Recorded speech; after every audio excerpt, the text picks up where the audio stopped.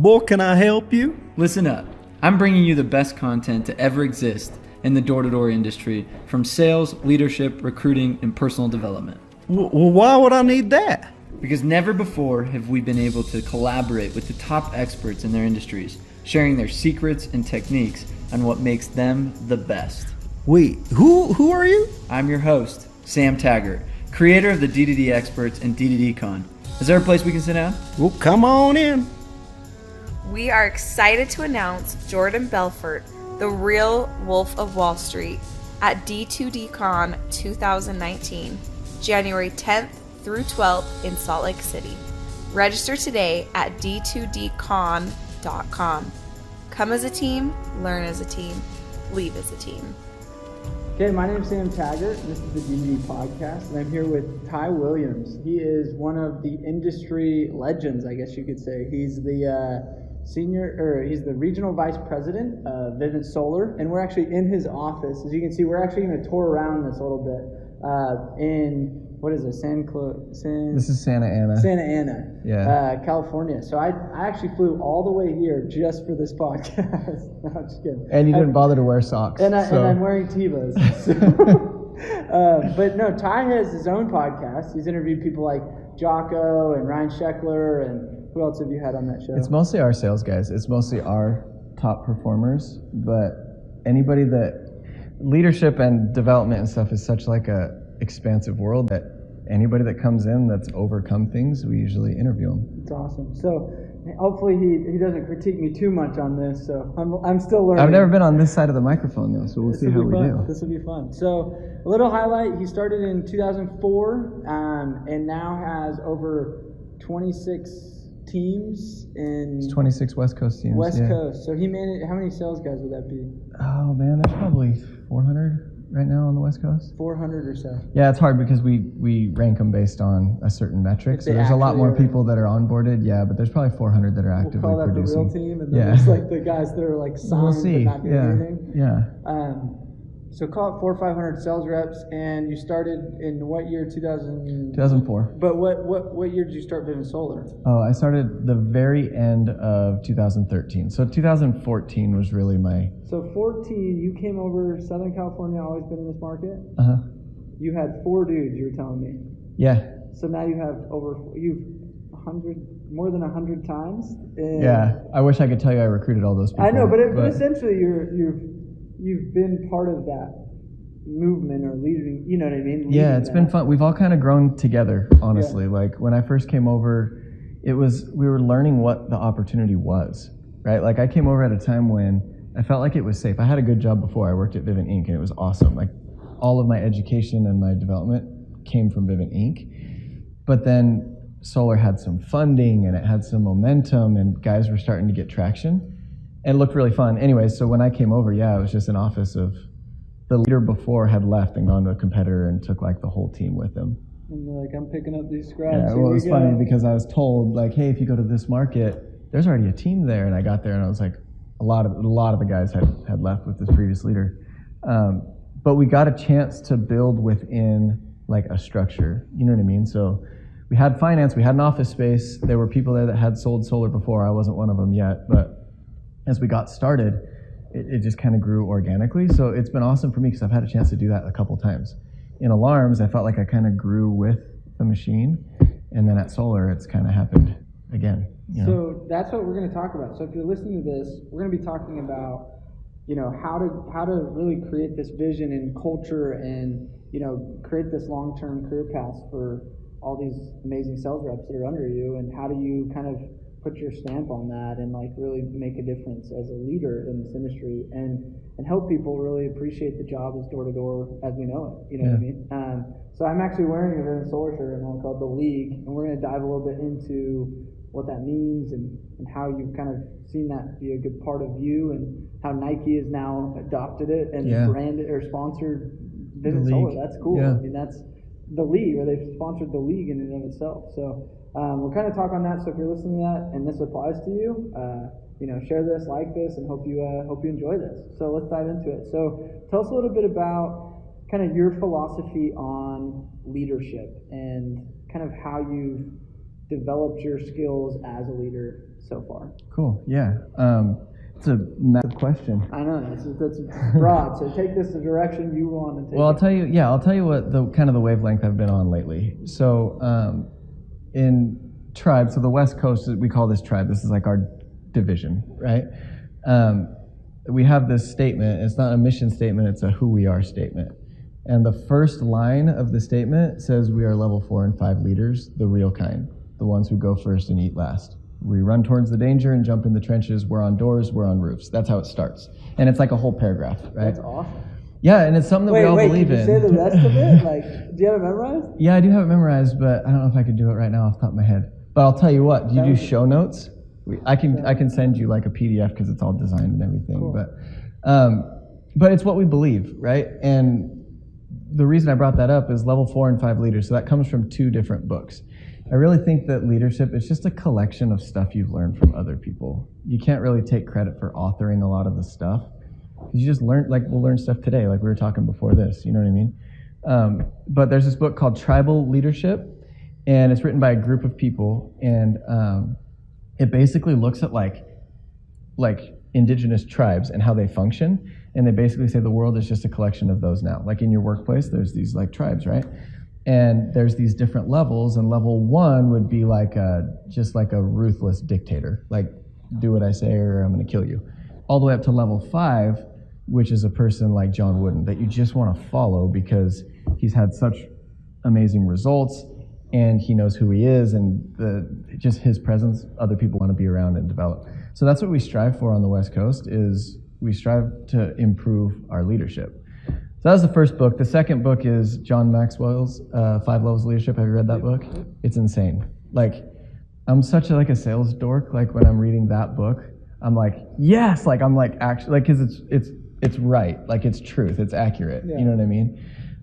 But he goes through the levels of leadership there too, and they're titled a little bit differently, but it applies. And so my thought on leadership is, no matter what your role is, so you have all sorts of different people that listen to this podcast, yeah? You have like a brand new sales rep that's just trying door to door, and then you've got, my light just went out.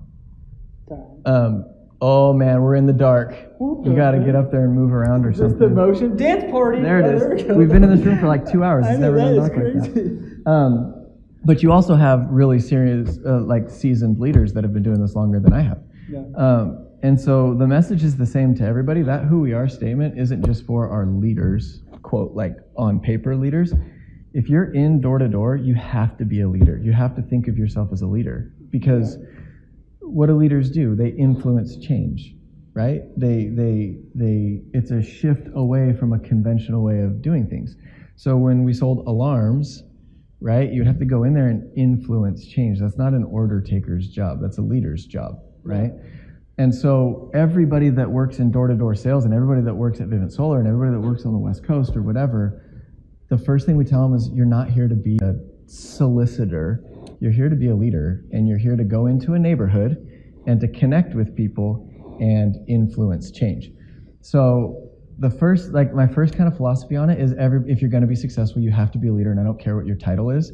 You're leading your own kind of revolution. That's one of our values at Vivint Solar.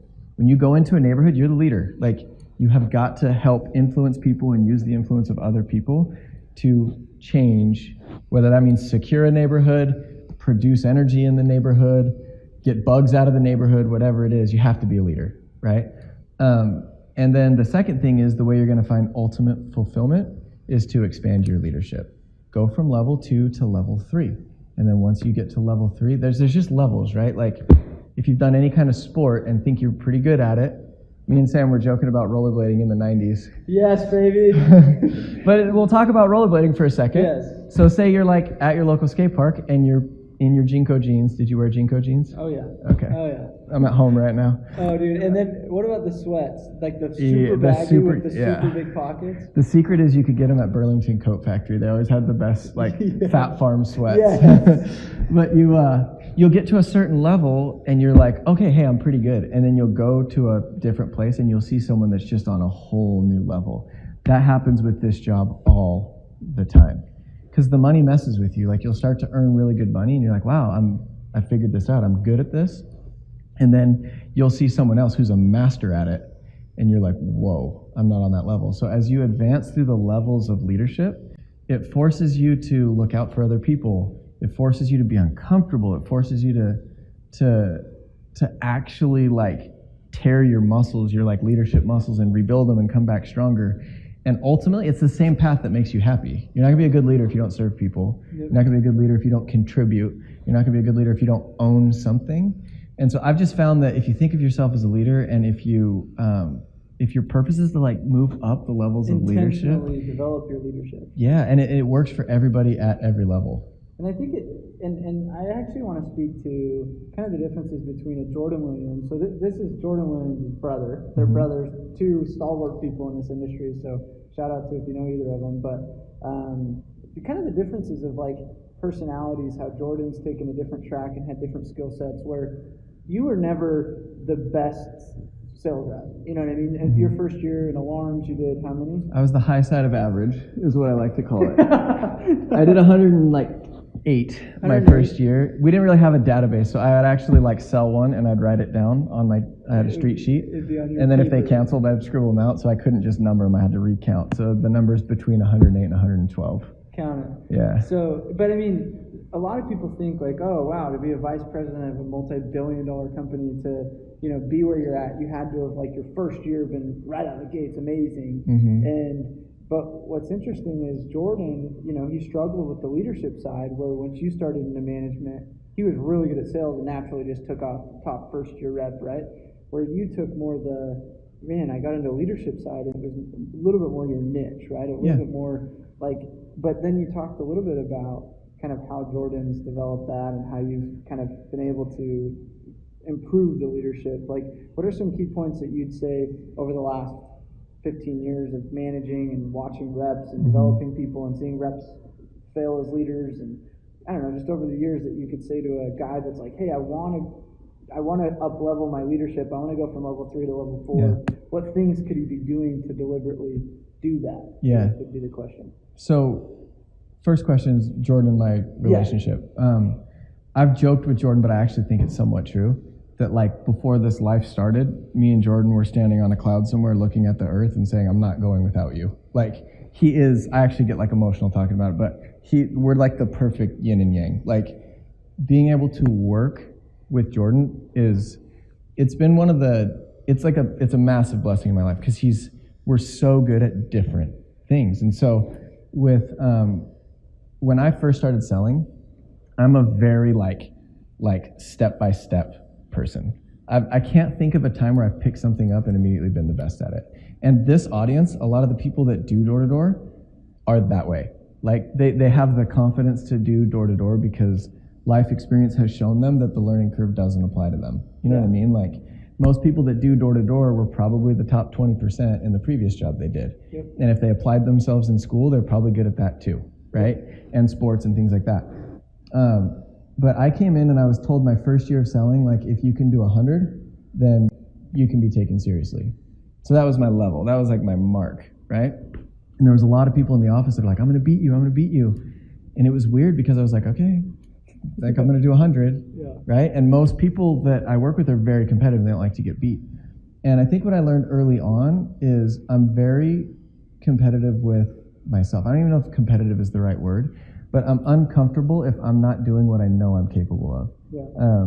There's this video. I'm a big motorcycle fan. I love pretty much anything on two wheels. And there's this video we used to watch in our sales trainings, and it was of Ricky Carmichael. He's the GOAT. He's the best supercross racer ever. And this video starts, and he says, if I have a chance, I hate to lose. And that's how I am. Like, if I know that I can do 100 and I don't do 100, I hate that feeling. Yeah. But Jordan came in his first year and broke the record. He was the top first year rep. He did like 260 accounts or something like that. And the year he came in, I barely beat Jordan, and that was my third year. So he came in and he immediately took off in selling, and selling is his thing. Like, when Jordan sells, it is like watching an artist paint. It's just the complexities of it's just perfect. You know what I mean? And I had to learn that. And I learned it by taking lumps and getting rejected and getting frustrated, which is how I learn, right? When it came to leadership, I didn't start leading teams till my third year in. and I had Jordan to lead with me. So my first year was like in 2007. And we broke a record for the top first-year alarm team that year, which I was really proud of because I felt like we should do that. We had a really good team. But we were talking before, I'm really comfortable in the gray. Like, sales reps aren't black and white, they're very gray. Like, we're emotional people and we have things in our lives and different people are motivated differently, and I really took to that. So when I got into leadership, I felt like I had sold and I had taken such a beating that I understood what it was like to suck at selling at the very beginning, or to have like high hopes for yourself and not get there. And I understood what it was like to hit a goal. And so I honestly feel like my path of not being instantly good at it helped me in my next step, which was leading people that are more like that. You asked about Jordan. So Jordan's naturally good at kind of everything, but that part of it is what he's learned. So I had to learn how to sell, and I think learning how to sell made it so I could learn how to train, so I can teach other people how to sell. Yeah. But Jordan's learned to lead. So now he's always been good at it, but if I just look at this over the past couple of years, where he's at, he's just far better. Like, his ability to connect with everybody and attract people to the group. So we all learn and we all have different natural things, but that's why I love direct sales, is because it will twist and turn you, but if you commit to it, it's impossible to not improve from it. Yeah, I love that. And that's, I think, why so many people stick with this job, is because it's like there's literally measurable improvements that you can watch. Okay, 4 years ago I was doing this, and this year I'm doing this. And I think like what's crazy is I watch people leave the industry simply because they made less than the year before, and they're like, I didn't improve. And it's like it's like a game of like, I have to like always be hitting more than I was the year before. And I think some people don't take stand up and do the wave, dude. Come on, where am I? I love that that's your natural movement. That's what's deep in your core, is that, you know? From a young child. My mom's all about the way. That's awesome. But no, I just think like this competitive nature of within ourselves is something that should drive people to be better leaders. You know what I mean? Like, I think if people are just like, oh, I'm going to be a rep for the next 5 years, they'll get burnt out and they'll I agree. just like find no fulfillment after 5 years, and that's probably why they go on to sell cars or do something else or something, whatever it is. Yeah, well, and I'm such a fan of the industry. Like it's one of those things where, you know, it's kind of cliche to talk about happiness and do something that makes you happy. You use the word fulfill. I think that's a much better word, because you're not going to perform at your very best if you're not fulfilled, right? Like if you're supposed to be the best snowboarder and you're not like really feeling snowboarding right now, you don't have that extra 10%. It's the same thing with leadership. Same thing with selling. If you kind of hate it, you're never going to pull everything out of it. But back to the levels of leadership. Yeah. So Maxwell goes through there and he says the first thing you get is a title. That's level 1. So everybody that's selling, you have your title. You're a sales rep, sales manager, whatever you're called. Right? Yeah, but we always talk about if you go into a neighborhood with your name badge and say, listen up, I'm the sales manager, I need you to come out. I mean, it's just not going to get you very far. It'll get you out of a situation where the cops are called, probably, right? But then level 2 is the relationship. So it's like, okay, I have the title, and I like you guys. There's a connection, and salespeople are emotional, so we need the connection. I'm the same way. I have a hard time working in an environment with people I don't really connect with. But level 3 is production. So that's where, like, if you want to move up your levels of leadership, do you get the title? Congratulations, everyone has that. How are your relationships? And that's where you think, like, for people that are like, in the office, I don't participate, I'm my own man. I would challenge those people to get relationships, because it will make you better, right? You look at like LeBron James or someone like that, who, you know, he was mic'd up during the finals and you hear him say stuff like, follow my lead. It's making him better just by having those relationships with those guys. He's playing better. So once you get the production side, that's where you can say, listen, I have the title, I have the relationships, and I've earned it, right? It's so important in our world because we only speak production. As sales reps, that's the only language that we speak. It's, should he be my leader? I'm doing more than him, right? So you've gotta, if you're a leader, you gotta beat the reps, and you gotta beat them badly, right? Because then you have more to add. So speaking about that, you know, off camera, we talked a little bit about, you know, you'll have a lot of potential recruits coming in and they say, well, I'm not going to come over as a rep, or I'm going to, you know, oh, in my previous industry, I've been a manager for 10 years and I wouldn't settle for anything less. And, you know, speak to kind of that mindset of like people in our industry or people coming out from outside of our industry, how that affects how leading sales reps in door to door, how that affects that guy that comes in, or versus the guy that was like, I earned my stripes. Like, Yeah. keep that for a second, because I see that commonly in this industry where leaders will recycle over and over again because they skip these steps, right? Yeah, and I think that it's a human need. So if you look at like the pyramid of human needs, like number 4 is that need to feel appreciated. It's that need to have your title. It's a need to feel important, right? But in door-to-door, everything is counterintuitive. Like, for example, you get an objection on the door, you don't combat it, you agree with it, and then everything is just different, right? It's like you turn left to go right. It's just different. And so I think a lot of people work their way up to leadership, and then they come from another job and say, well, I was a manager at my previous sales job and I sold medical devices, so I need to be a manager here. But that positional leadership, it doesn't transfer. And I actually really like that about the door-to-door guys. Like, we always say that people are perceivers. Like, they can just tell. Like, if you walked in the room today after like a massive fight with your wife or something, and we don't talk that often, I would be able to tell because the body's amazing, right? So when a rep, the rep's like sniff ability of a real or fake leader it's so tuned. So if someone comes in the room like, listen, I'm the leader, they're like, no. Or they're like, yes. And it's just because they speak production. So for me personally, I only know my own path, but I had been in door-to-door for 10 years when I came to solar. And I was a regional manager at Vivint Inc. And I had a job writing all the sales training at Vivint Inc. And so I'd done it for kind of a long time. But then I came to solar, and people don't care what you did when they were in high school. You wrote the whole training. Yeah, that was a long time ago. Yeah. I was 9 when you started, right? Like, they just don't care. But it's awesome because this job, it's a very honest job, right? It's like they won't give you the gift of their loyalty or tutelage or whatever if you haven't earned it. Yeah. So it's a hack. It's the simplest thing in the world is if you want to be a leader, the best and easiest way to earn it is just beat everybody badly. Just beat them badly. And then you were talking earlier, like it's like a wolf pack. It's like everybody wants to be the alpha. Okay, well, you brought back like 10 deer. That's more than anybody else, so I guess you're the guy. Yeah, it's just right? automatically, that's our guy. Yeah, but people want to feel important by the title, but they should feel important by the production. That's what the levels teach us, right? Like before you can continue to move up, you can't skip levels. You can't skip levels. You know, it's funny, and if you're a CEO listening to this of some small company, I consult a lot of these like littler companies, right?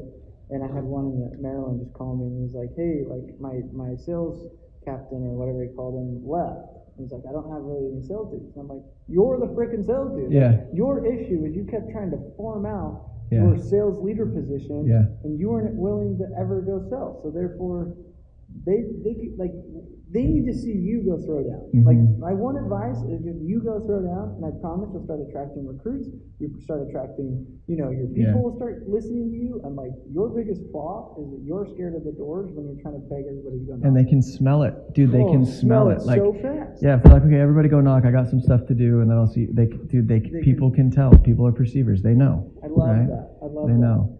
I think that, yeah, and like I said, I'm a fan. I love direct sales. Like, I actually this is my home. This is what I was kind of built to do. And so I like when people have success, I love that. Like, part of the reason I started watching MMA lately, because I'm a bandwagon Conor McGregor fan.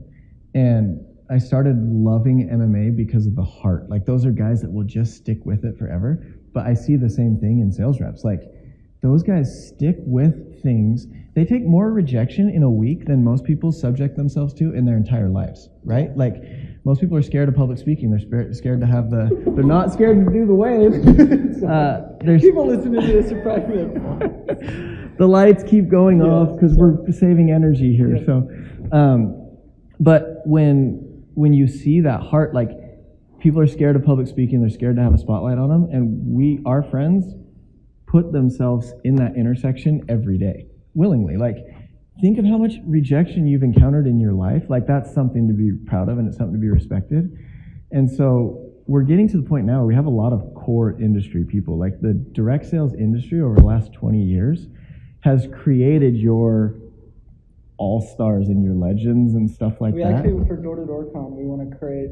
We were thinking of calling it the Todd Peterson Award just for fun. Or like a Hall of But, Fame or like, it's the something, Hall right? of Fame. Yeah. Like we want to create like the legends or the Hall of Fame or like we actually because we realized like there really is like there's this kind of Hall of Famers that we could probably put on that stage and people would be like, yep, I agree. Like that. Well, and it's pure, right? It's like this is the only job I've ever really done. Yeah. Right? I mean, I've had jobs since I was 12, but as far as career-wise, this is the only thing I've made professional money at. So you're now seeing like career direct sellers.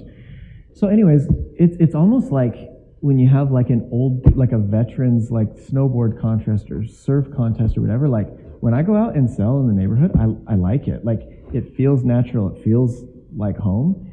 And I think that one of the things that we always say in Tribe is we always say the difference that the general on the field makes. Like I was reading Jocko's book, and he was talking about that Jocko would go on missions with guys at night, like pretty dangerous missions where a lot of guys would like sit in the tent and like orchestrate, and Jocko would show up suited up, ready to roll on people, and the guys would just take courage, and their hearts would just like they would just fire up a little bit. And we'd always say, man, the difference that a general on the field makes. So with your, the person you were consulting before, it feels awesome. There's still nothing better than getting a sale, huh? Like going out and selling, you're like, it fixes everything, right? But the effect that has on your team, it's good for you, it's good for the team, and honestly, like there's a squad of people that love it. Yeah, you know what I mean? I love that. So what's 4 and 5? What you So- said play in 4 and 5. What are those? So level 4, this is all John Maxwell stuff, right? But I think it's so applicable. So level 4 is you create more leaders. So the next level, once you have the production down, which that's probably like your audience, like a lot of us now have done a lot of production, but it will get to the point where that no longer fulfills you. Like I got to the point where I was selling a lot of alarms and selling a lot of solar, and it's awesome, right? But it gets to the point where the money, it does weird things to you, and you're not as stoked on it anymore because you've already done that, right? Then becomes the ultimate challenge of creating more leaders. To look around and say, okay, who's the next up and comer? Who's the next, you said Todd Peterson, who's the next guy like that? Todd's probably working on creating his replacement, but that's the fulfillment. And most of us now, as we get older, we're parents. We were talking about this before, but how different is Christmas morning now watching it as a dad to your kid? It's way better. It's way better, right? And level 4 is, man, when someone that you recruited and you knocked with and you got through the hard times becomes a leader, that's just, that fulfillment. And first of all, there's not many people that can do that, right? No, it's hard. It's hard. It's hard to walk away. Like somebody in one of these podcasts, I forget who it was, they're just like, the biggest roadblock for a lot of leaders becoming that is they're scared to let go of being the man, right? Mhm. It's like their fear of like saying, this guy's taking over, Yeah. and I'm going to step back and like observe. And I think a lot of people struggle. Maybe it's ego, maybe it's fear of like that guy will fail, or I don't know. But I feel like a lot of times we like hold people back from becoming that leader that we're supposed to be developing out of maybe we don't want to pay them our override or give them a piece of what. I just feel like that's probably one of the biggest flaws that we run into in door-to-door sales is like we cap ourselves at position level, and then there's like this like barrier in between. So. But that's why the levels, right? So it's like in motorcycle riding, like if you're riding a motorcycle down the freeway, you pull the bar left, your bike's going to go right. It's this weird, like counterintuitive thing, but you pull the bars left and the thing will go right. It's one of those things. Because in like a traditional job or like a traditional workforce, you say, like if you're my manager and I'm starting to like show promise and potential, what if I take your job? Well, then you're out of a job. Exactly. Right? So that's the like, I don't know, kind of like the what we've become through evolution is self-preservation. Like,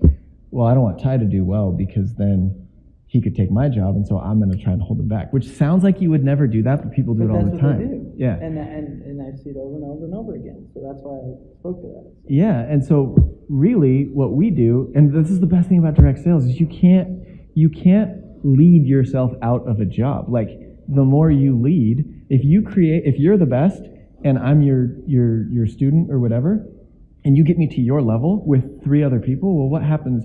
You create a whole new position that didn't used to be there before because you made it. Like you made that, right? And so it's one of the things I love about this job is it's like I can encourage my friends, all of my brothers, all of my siblings have worked for Vivint at one point or another. Yeah. We always joke, my dad's the CEO of a bank, and he has 3 sons, and we are all door-to-door solicitors. I mean, that's literally Williams's, our sellers. That's what we do. And it's one of those things that I love it so much because as far as you can push it, it brings other people up, and it just benefits you too. That's why the levels of leadership, like making more leaders, that's a real level of fulfillment. And then level 5 is the person you are attracts other people. So that's something that is just like, how do you ever get to that, right? But they cite in the book that John Wooden's a guy like that. So it's like, if you look at the leaders that he's created that are all over society, if you look at like being a man of principle and values, and so that's just John Wooden. And then you look at the production, and he's got all these championships, and you look at the relationships, and everybody loves Wooden, and his funeral was just standing room only, and he just impacted a lot of people. And then you go down to level 1, which is the title, which there's a lot of coaches. There's only one, John Wooden. You know? That's cool. So tell us a little bit about, let's kind of dive into some of the systems and the best practices you have developed, or through trial and error and through just over your time that you found have helped develop future leaders and be a leader upon leaders. Like, what are some things that you do, to help train your leaders or develop your leaders, or I don't know, just some best practices that you found that helpful for that? So one of the things that I believe, a lot of people will say, maybe it takes 2 of us to get the lights back on. It's the sidestep shuffle. So I'm a big believer in hiring systems. I think systems multiply you. If you've ever gotten to a point where you've got so much to do, first of all, it's an awesome problem to have, right? It means things are working and stuff, but if you're overwhelmed because I just can't get it all done, systems multiply people, right? So when I first came to solar, a lot of the things that we have now, like even like scorekeeping, like we really didn't have like a database that would like tell you what you needed to know about how your people are performing. And we didn't have like a training that, like we didn't have a training manual. So like when I came in to sell, I was like, I just kind of refigure it out, right? And then we didn't have like recognition figured out. Like, what do you recognize? Do you recognize an account created? Do you recognize an install? Like all that stuff we had to figure out. Yeah. And so I had to hire systems, and I know this is going to sound so cliche, and the guys that I work with all the time like are probably tired of me saying this, but the schedule makes you violent. Just if you can dial yourself in with the schedule, you can smash your industry. And I am such a product of thankfully figuring out a schedule really, really early on. So I was like a advertising and design major in school. I'm not like a finance guy, that's Jordan. I don't make decisions on a spreadsheet. I don't like Ben Franklin, like pros and cons. I don't do stuff like that. Like even when I'm doing like a house remodel, I don't spreadsheet it out. Like that's not me. But when I came to this job, I had an opportunity to really contribute. And so for some reason, I knew that if I was really going to make an impact, I had to hire a schedule. So I have this schedule, and it's all color coded, and I had to live by a spreadsheet. And it was a really hard decision for me because I'm not that kind of person. But since I've done it, I just think if you can be incredibly organized, you can be incredibly flexible. So I get up at the same time every single day, and I have, it's a corny word, but I have a power hour that I do every single day. And there's a certain time for emails, and there's just a certain time for things. And what I guess I'm trying to do is just brain dump, just offload all the things that are constantly going on in my head so that I can be violent when I need to be violent, right? Like we got that phrase from, you remember when Floyd Mayweather was fighting Manny Pacquiao a couple years ago? I had this thought where I was like, what are all the things that Floyd Mayweather should not be thinking about right now, right? So he should not be thinking about his flight and his schedule. He should not be thinking about what he's eating, what workout he's going to do today, what hotel he's sleeping in. No, he's got to fight, right? So he should be thinking of fighting, and that's it. And that's why he's the best ever. I mean, he's 50-0, right? Schedule makes you violent. What are some of the things on your schedule that you found critical that have made a huge difference in your uptick or up level over time? Yeah. So I do some sort of presence, right? Like, so the first thing that I do, I'm a religious person, so I do that stuff very first. Wake up, personal prayers, personal scripture study, and I journal every single day. And that's made such a difference. And we could talk for hours about journaling because I've only started doing it a couple years ago.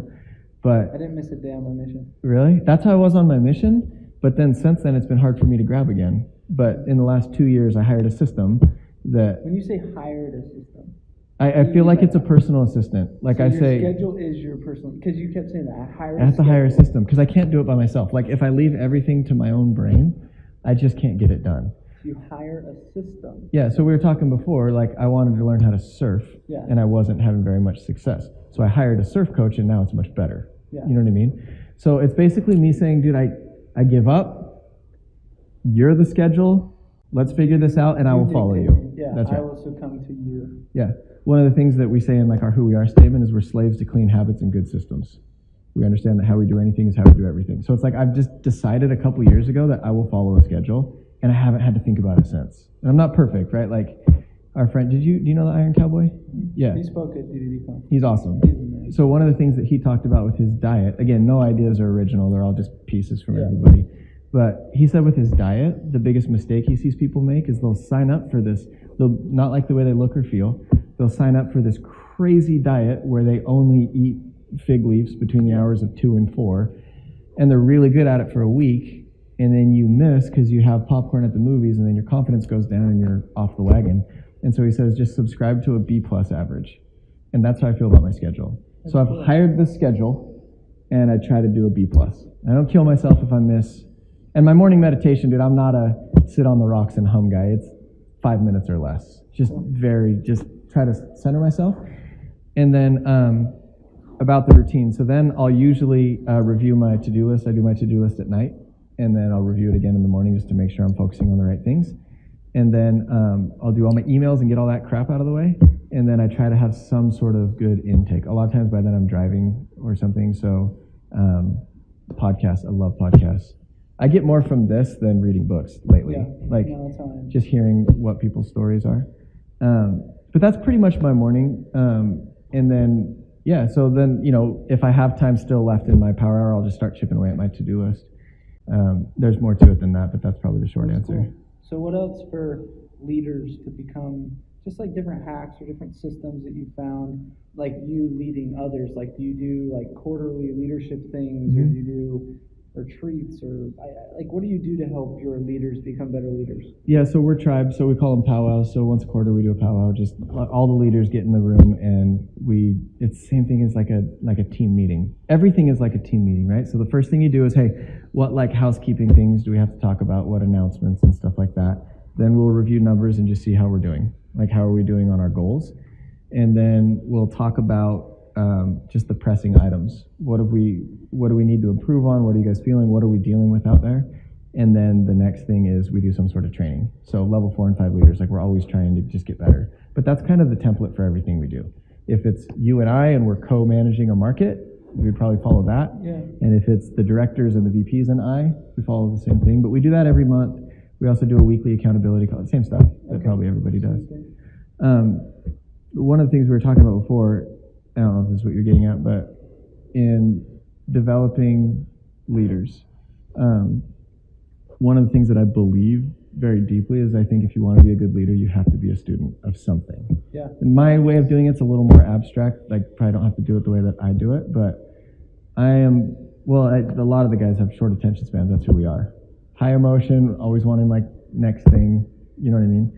And so I always have to have something in my life that I'm stoked about, something I'm looking forward to, right? So when I say leaders should be students of something, I take that kind of to the extreme. Like since being in solar, I've hired 3 different coaches. So, 2 coaches in one like group, I guess. But when I first moved to California, it was all work and family, and that was all I did.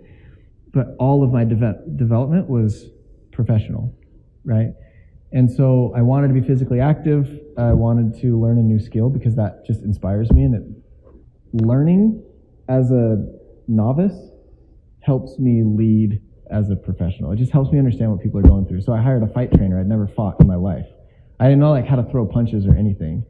And so I hired a guy who's become one of my closest friends. We recruited him. He's one of our leaders up in Thousand Oaks now. But we worked together a couple times a week, one-on-one, and just taught me how to fight. And I don't like fighting. I like training. I like fighting, but I'm not a violent person. I don't fight, you know. But through that process, I felt awkward and I felt weird and I felt like, why am I doing this? Is this a waste of time? All of the things that we experience in door-to-door that I hadn't experienced for a really long time You comes forget back. those like emotions of like banging your head against the wall, going, "What the freak? Yeah, Am I like, really meant for this? that's Am I- right. This is hard." Like, Or I thought I'd be better faster. Like Yeah. I thought I would. I saw this video that these guys put out, and it was awesome. Like the way they were able to fight and move and stuff. I was like, I want to be able to do that. And then it's just like this job. I started doing it, and I was like, oh, this is really hard. And then I wondered if I was going to stick with it, and if I wanted to. And then my confidence went down as I started to learn a thing, so that it could start to come back up. And now a couple years later, I can do the drills. I can train, and I can. Tiger, Yeah, I can run up walls. Yeah, I can do all that. No, I'm just kidding. But then, you know, I have this group. We call ourselves the Dolphin Buddies. There's a strong, manly name for you. The Dolphin Buddies. There's a text thread. The Dolphin Buddies thread is probably buzzing right now, but there's like 15 of us that have never really done triathlons. I'd never ran or swam or biked. So we started doing triathlons. We've done a couple races. We do one a year now. But I've been the guy that's like, man, I can't run 4 miles. I can't. And then that's just like selling. You know what I mean? And you learn step by step by step. And lately it's bin surfing. I hired this surf coach, and I've been the kook. Dude, the first time I went surfing, my wetsuit was backwards, and people were taking pictures of me at the beach. I only say that now because I can kind of do it. But it was that bad. And so I know what it's like to be a rep on door. I feel that all over again. And I don't know. It has a lot to do with empathy, I think. It's like you're putting yourselves in a difficult situation because we do a difficult job, but being the experts now, we don't know that it's difficult. Like That's right. We don't empathize with the guy that's getting his face kicked in and doesn't make money for a month. And you try, but it's just not your reality. And so hopefully what it is for me, and I hope it's kind of a community, right? Like hopefully what it is for all of us is I'm not better than that job. Like I'm willing to feel that way if it helps me.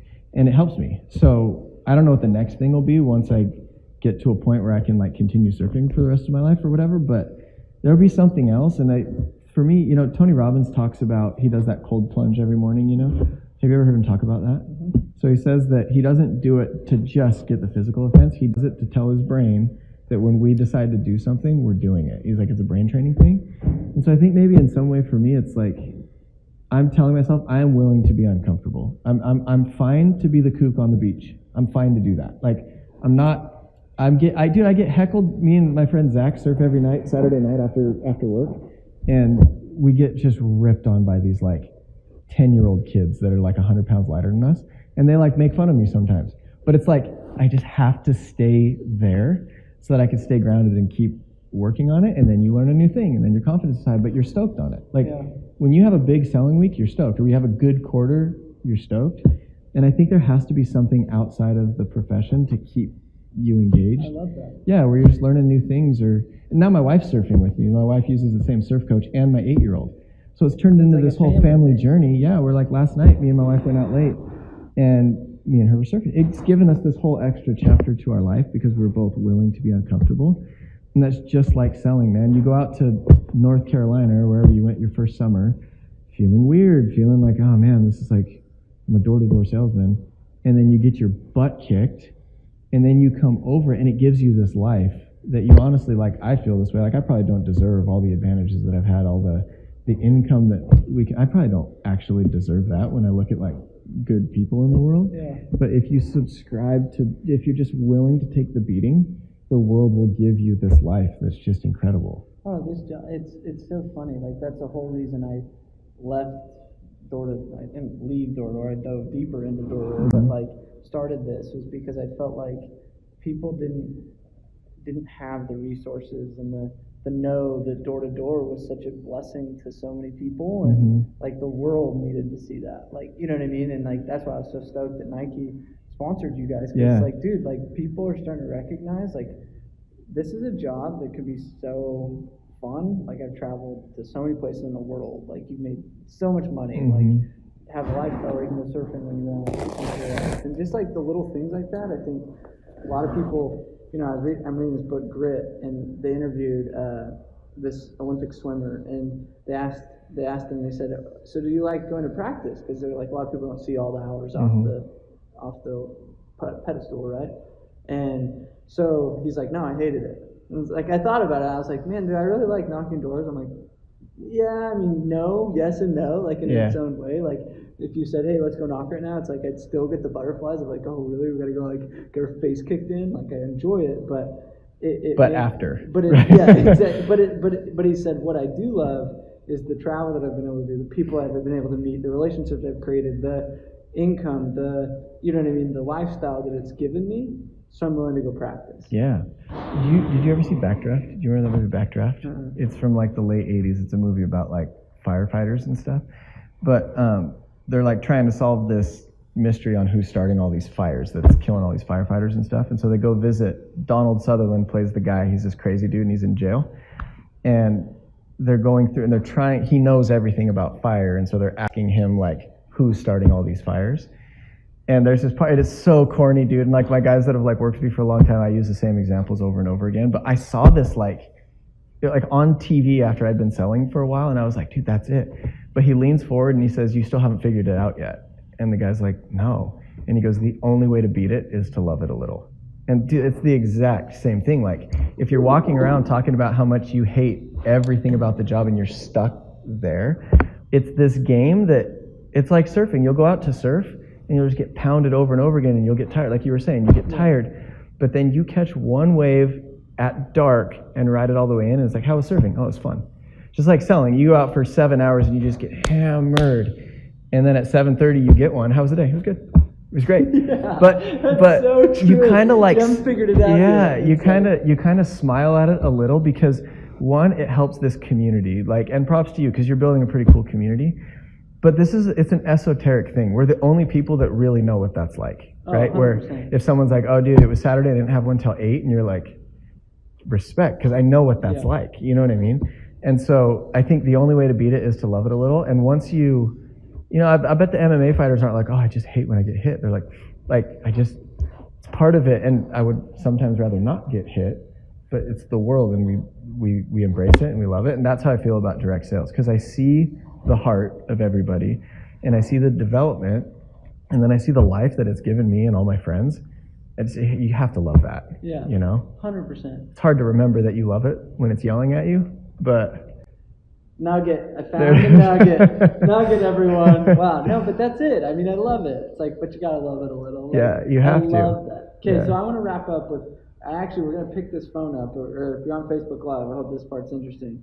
And the last thing I wanted to touch on was kind of this league concept of culture and how we're sitting in your office. It's opening day, basically. Yeah, it's move-in day, so there's move-in day. boxes and Chipotle everywhere. Yeah, as you say. So what I want to do is kind of, if you're listening to this, we're going to try to help you visualize what we're walking through. But if you're watching this will be pretty interesting, because like when I walked in here, it was really cool to see how they've made your locker room talk, or the walls talk, or something like that. Essentially, like how you've done your banners and how you've done, how you're decorating this. And I think from a sales office and room and stuff like that, I think it's important, because I think a lot of people out there don't realize the importance of culture and the importance of branding and the importance of kind of creating this team and make it a sport, right? And so I want to kind of speak to how you've made the walls talk and some of the systems that you've had for a second, and we'll make it quick. But before we do that, I just want to thank you for your time, and yeah, it's been awesome. This has been,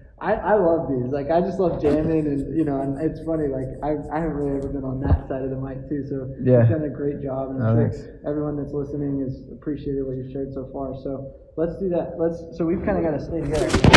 Yeah, we're like Siamese twins right now. We're still on this and watching this, which we have quite a few people actually. Okay, so we're gonna walk around. So anything significant about this bat? Tell me about this bat. Yeah, so the bats. So first of all, I can't really take any credit for the league. I'm just in it. Yeah, I'm just he's like in it, but I want to know about it. I I think it's really cool. So this is from the Bigs. So the Bigs is our sales contest. We run it every year. So every quarter we have a big contest, a big corporate-wide contest.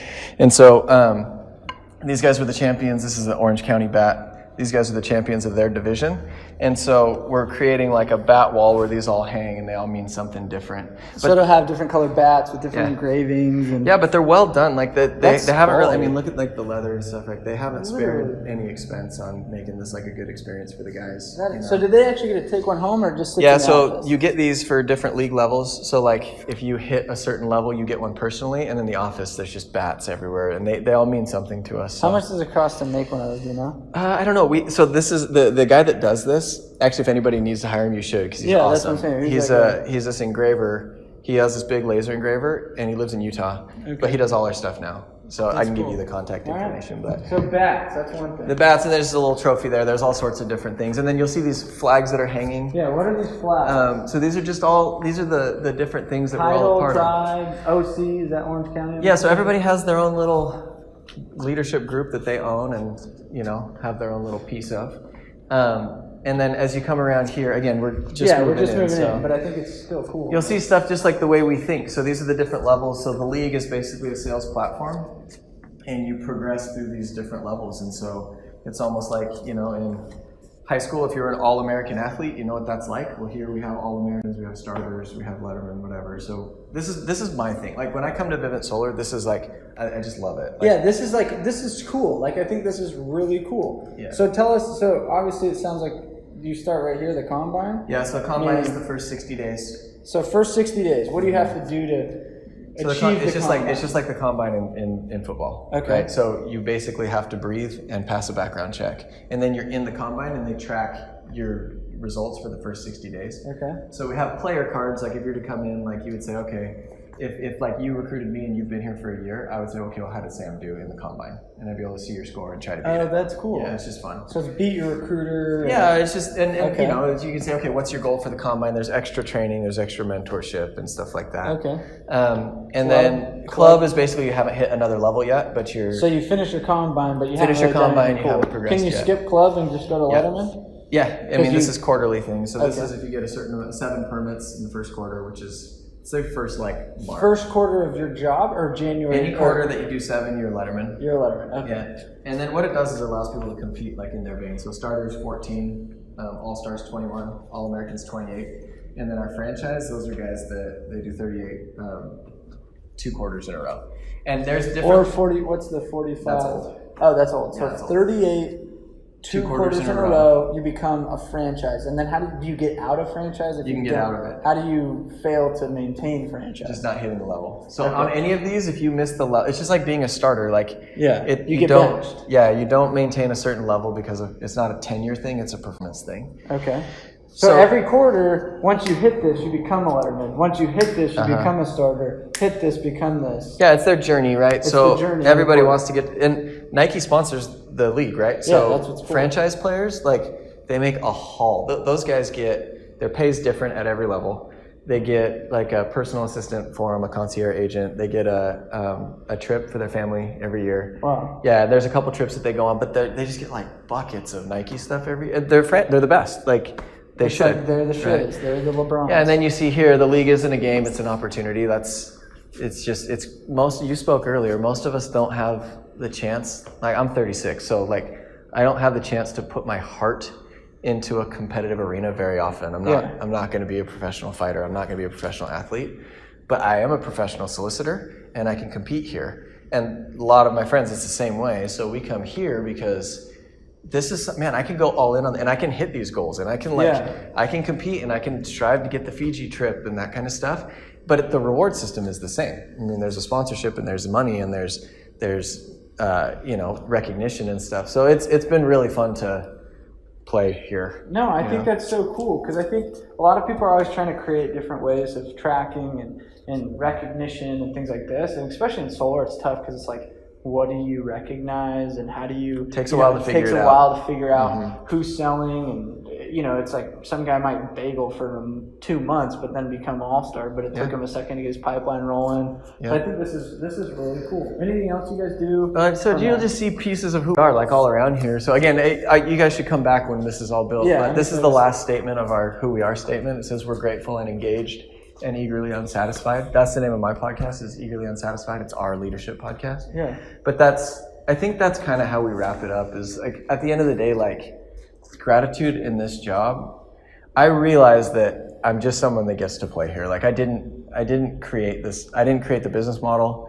I didn't raise the money.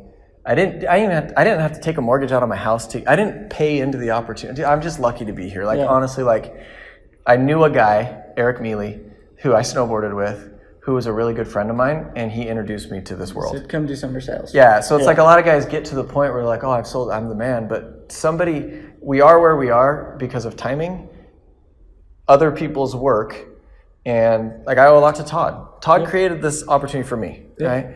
And then somewhere in there is your own seizing of the opportunity and hustling. But you know what I mean? Like I don't know. I feel like all of us are benefiting from all of this. I'm not going to pretend that I created any of it. No. But then the engaged part is this is where the heart is, right? Like this is what we do. I mean, outside of our families, like this is it's where like my life. heart I think goes. it's so interesting. Like people, they think that they can like separate life and job and family. It's like it all is like it's just life. It's life. Yeah, it's just like it's just this life. should be part of life. So is everything else. Yeah, and then eagerly unsatisfied is just like we know we're not there yet. Like there's always another level, right? There's always somebody that's at another level that you can aspire to, and so that's kind of that's how our statement ends. I love it. Well, if you're watching this and you've got some new nuggets, feel free to share this and go ahead, Ty. He's the man, and we love you. And thank you so much for being on the show. This has been awesome.